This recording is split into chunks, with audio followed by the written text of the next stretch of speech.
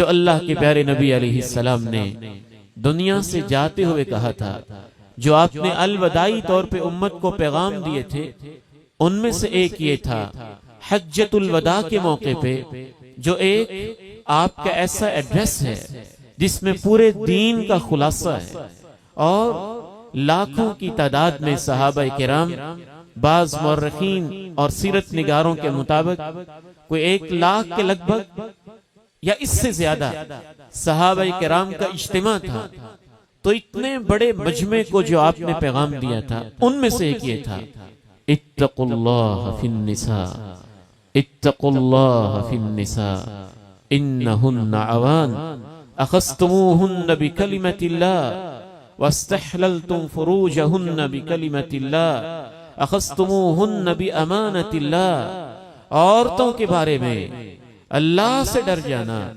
عورتوں کے بارے میں اللہ سے ڈر جانا، یہ تمہارے پاس قیدیوں کی طرح آتی ہے۔ ایک روایت میں اضافہ ہے، قیدیوں کی طرح آتی ہے، اور تم اللہ کا وعدہ دے کر ان کی شرمگاہوں کو اپنے لیے حلال کرتے ہو، اور انہوں نے کچھ تم سے پختہ وعدے بھی لیے ہوتے ہیں، عہد اقرار بھی لیا ہوتا ہے۔ اس لیے تم اللہ سے ڈرنا، یہ معمولی بات نہیں ہے۔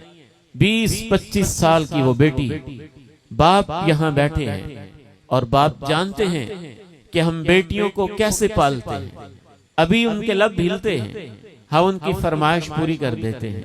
ابھی وہ ایک چیز کہتی ہیں، ہم ان کی ڈیمانڈ پورا کرنے میں خوشی محسوس کرتے ہیں۔ بھائی کیسی آؤ بھگت کر رہے ہوتے ہیں، 20-25 سال ناز و نعم کے اندر، محبت کے اندر، باپ کے پیار میں، ماں کی لوریوں میں، بھائیوں کی شفقتوں اور سایوں میں، اپنے گھر کے اندر پلنے والی، سب کچھ چھوڑ چھاڑ کے ایک مرد کی خاطر ایک نئے گھر میں آ کے آباد ہو جاتی ہے۔ اگر وہ مرد اس کے باوجود اس کی کیئر نہیں کرتا ہے، یا اس کو نعوذ باللہ کوئی کمتر مخلوق سمجھتا ہے، تو یہ اس کی عقل کا بھی فطور ہے، اس کے دین کی بھی کمی ہے، اور اس کے ایمان میں بھی کوئی کمزوری پائی جاتی ہے۔ اور اس حوالے سے پہلے حصے کی آخری بات یاد رکھیے، امام کائنات علیہ السلام نے تو اپنی امت کے بہترین مردوں کا ایک معیار طے کر دیا کہ سوشل، اگر آپ ایتھکس کے حوالے سے دیکھنا چاہتے ہیں، سماجی لحاظ سے دیکھنا چاہتے ہیں کہ سب سے اچھا انسان کون ہے، تو اس کا میرٹ یہ نہیں ہے وہ نمازیں کتنی پڑھتا ہے، وہ حقوق اللہ کا معاملہ ہے، اور نمازیں فرض ہیں، یقیناً بہت اہم ترین فریضہ ہیں توحید کے بعد، زکوٰۃ، باقی معاملات اپنی جگہ، لیکن حقوق العباد میں اور سماجی زندگی میں اگر آپ نے یہ دیکھنا ہے کہ سب سے اچھا انسان کون ہے، خیرکم لأہلہ، تو اس کا میرٹ امام کائنات نے یہ طے کر دیا کہ پھر یہ دیکھا کرو اپنے گھر کی 4 دیواری میں وہ کیسا ہے۔ جو گھر کی 4 دیواری میں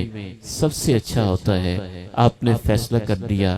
میرے نزدیک سب سے اچھا وہی ہوتا ہے۔ اور پھر آپ نے کہا وَأَنَا خَيْرُكُمْ لِأَهْلِي وَأَنَا خَيْرُكُمْ لِأَهْلِي، اور یاد رکھو میری امت کے لوگوں، میں صرف تمہیں یہ زبانی نہیں کہہ رہا، آپ نے زبان حال سے گویا کہ یہ تشریح اس حدیث کے اندر بین السطور لکھی ہے، میں دونوں جہانوں کا سردار ہو کر اور سید الکونین ہو کر سب سے زیادہ اپنے گھر والوں کے ساتھ اچھا سلوک میں تمہارا پیغمبر خود کرتا ہوں۔ وَمِنْ آيَاتِهِ أَنْ خَلَقَ لَكُم مِّنْ أَنفُسِكُمْ أَزْوَاجًا لِتَسْكُنُوا إِلَيْهِنَّ وَجَعَلَ بَيْنَكُم مَّوَدَّةً وَرَحْمَةً إِنَّ فِي ذَلِكَ لَآيَاتٍ لِقَوْمٍ يَتَفَكَّرُونَ۔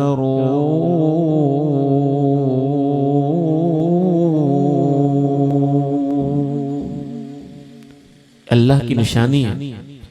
کہ اس نے تمہارے لیے تمہاری جنسوں سے عورتوں کو پیدا کیا، تمہاری بیویوں کا انتظام کیا، اور تمہارے درمیان گہری محبت اور رحم دلی کا رشتہ بنایا ہے۔ یقیناً اس میں بڑی بڑی نشانیاں ہیں ان لوگوں کے لیے جو غور و فکر سے کام لیتے ہیں۔